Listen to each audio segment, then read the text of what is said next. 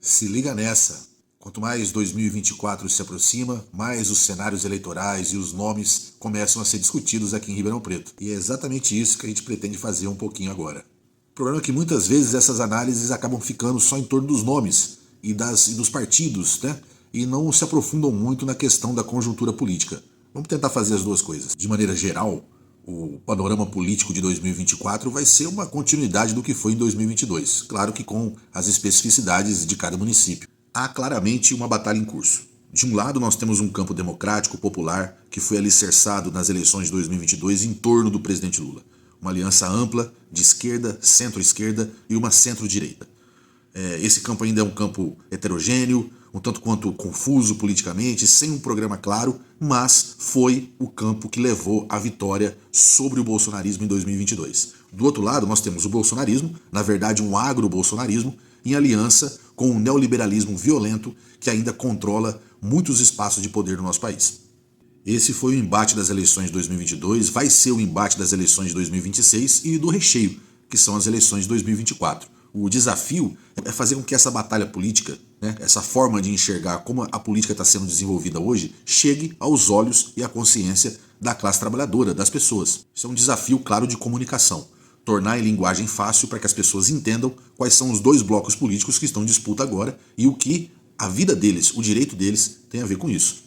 Faz parte disso, inclusive, o embate atual que está acontecendo no Congresso Nacional, com essas forças pragmáticas de direita, ligadas ao bolsonarismo, ligadas a esse agro-bolsonarismo, ao neoliberalismo violento, que mesmo ocupando ministérios do governo Lula, ainda chantageia o governo no Congresso com votações de políticas principalmente de cunho ambiental e de desenvolvimento econômico. E onde Ribeirão Preto entra nisso? Como Ribeirão Preto se coloca diante dessa batalha política que está acontecendo em nível nacional? Bom, por aqui é fácil de enxergar. Essa aliança neoliberal agro-bolsonarista, ela está alicerçada no prefeito Nogueira, que representa esse campo, que apoiou o Bolsonaro no primeiro turno e representa um campo neoliberal agro muito forte, também com a elite econômica de Ribeirão Preto, que sustenta o pensamento do Nogueira e o grupo político do Nogueira, e também a maioria dos vereadores da Câmara de Vereadores de Ribeirão Preto, que também repercutem esse campo da política, o neoliberalismo agro-bolsonarista. Essa turma representa um projeto conservador, antipopular, privatista, ou seja, administra uma coisa pública para os interesses particulares, para os interesses privados. Quer um exemplo? Quer dois, inclusive? Saúde e educação. Os processos de terceirização da saúde e educação. Ou seja, é o orçamento público que sai do seu bolso através de impostos que vai parar em bolsos de empresários, travestidos de organizações sociais, que acabam ocupando a responsabilidade do poder público em prestar esse serviço, geralmente de baixa qualidade, caros e que não atende a todo mundo. Diante desse cenário local do campo conservador, o campo democrático e popular, aquele que foi construído pelo presidente Lula em 2022, encontra uma certa dificuldade em Ribeirão Preto. Primeiro porque não é só uma questão de encontrar nomes, mas de identificar quem aqui em Ribeirão Preto pertence de fato a esse campo democrático popular que construiu a vitória de Lula em 2022. Claro que os partidos que compõem a federação PT, PV, PCdoB fazem parte dessa aliança aqui em Ribeirão Preto. Com certeza, é um campo de centro-esquerda, esquerda e centro-esquerda. Claro que o PSOL também tem todas as possibilidades e com certeza vai integrar esse campo aqui em Ribeirão Preto. Mas um campo de esquerda e centro-esquerda sozinho vai ganhar a eleição? Vai ter um candidato? Pode ser que sim, mas se quiser ampliar o centro, como o Lula fez em 2022, com quem esse campo conta mesmo em Ribeirão Preto? Esse campo de centro a ser ampliado seria, por exemplo, o PDT do Lincoln Fernandes? Não acredito. Seria, por exemplo, o Ricardo Silva do PSD?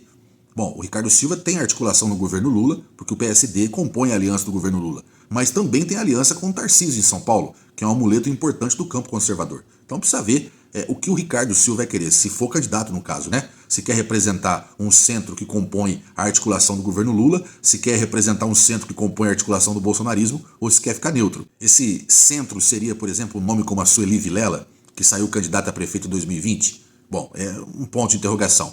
A Sueli Vilela já foi nogueirista, já compôs o governo Nogueira. Em 2020 saiu pelo campo do Ricardo Silva. Em 2022 ensaiou uma candidatura no campo do Ciro Gomes. Agora vai vir para a esquerda, vai vir para a centro-esquerda, vai vir um partido que vai compor a aliança do presidente Lula aqui em Ribeirão Preto? É uma pergunta. Para além do nome e da composição de forças, tem um programa. Que programa essa candidatura de centro-esquerda ampliada ao centro traria para Ribeirão Preto? Esse programa não está sendo discutido na cidade. Muito provavelmente A aliança ampla que elegeu Lula em nível nacional não vai se repetir em Ribeirão Preto. O que nós teremos aqui é uma aliança envolvendo a federação do PT, PV, PCdoB e muito provavelmente o PSOL. Essa candidatura será uma candidatura de esquerda, centro-esquerda. E de novo, aparecem várias questões. Que nomes? Qual o programa? Né? Tem vários desafios e várias tarefas pela frente. Existe um nome na esquerda em Ribeirão Preto que tem projeção eleitoral, que trouxe projeção eleitoral de 2022, que é a vereadora Duda Hidalgo, que teve 22 mil votos dentro de Ribeirão Preto para deputada estadual. Mas os objetivos políticos da Duda são outros. Ela vai sair a vereadora para sua reeleição, tentando ser, dentro da chapa da federação, uma puxadora de votos. A questão de nomes dessa composição de centro-esquerda vai depender de muito debate interno entre os partidos, nas forças políticas e muito provavelmente vai ser definido em disputas internas, como prevê a democracia dos partidos, principalmente do PT.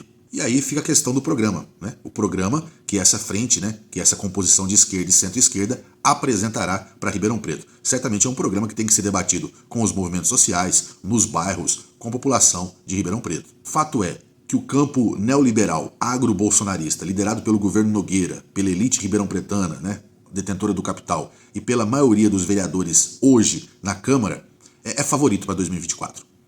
Mas, a depender do andamento do governo Lula, a depender da economia, uma melhora do ponto de vista econômico do governo Lula coloca a economia no centro do debate. E isso tem o potencial de embaralhar a política e trazer candidatos que se associem ao projeto do Lula, se associem àquele projeto que foi lançado em 2022 vitorioso, possam surgir com força na eleição de 2024 na cidade de Ribeirão Preto.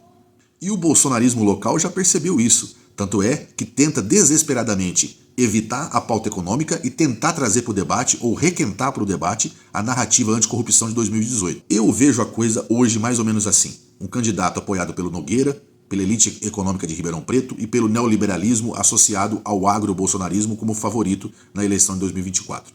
Tem também o Ricardo Silva, que é sempre uma força eleitoral importante na cidade, teve 28 mil votos na cidade para deputado federal. Se o Ricardo Silva for candidato ou apoiar um candidato, é uma candidatura importante. A ver qual será o papel do Ricardo Silva, no caso de sair candidato. Vai sair alinhado à aliança que elegeu Lula em 2022? Vai sair alinhado ao Tarcísio aqui em São Paulo? Provavelmente, conhecendo o pragmatismo do Ricardo, ele vai tentar lançar uma candidatura neutra, não se associando a nenhum dos campos aqui em Ribeirão Preto. Correndo por fora, mas com chances, a depender do desenrolar do governo Lula, uma candidatura desse campo de centro-esquerda da Federação PT, PV, PCdoB, em aliança também com os companheiros do PSOL. A coisa mais importante a se dizer é o seguinte: Ribeirão Preto não pode mais continuar sendo governada por esse projeto conservador, privatista, antipopular, representado pelo Nogueira. A cidade merece mais, a cidade precisa de mais. A cidade precisa de um choque de democracia, de participação popular e principalmente de uma visão profundamente social, inclusive em qualquer política de desenvolvimento econômico. Sem o olhar social, Ribeirão Preto não muda a sua trajetória de uma cidade desigual, violenta contra os mais pobres, e isso precisa mudar de maneira imediata. Mas nós voltaremos nessa questão, inclusive na questão da comunicação. Como fazer esse discurso chegar nos bairros na periferia de Ribeirão Preto. Se liga nessa.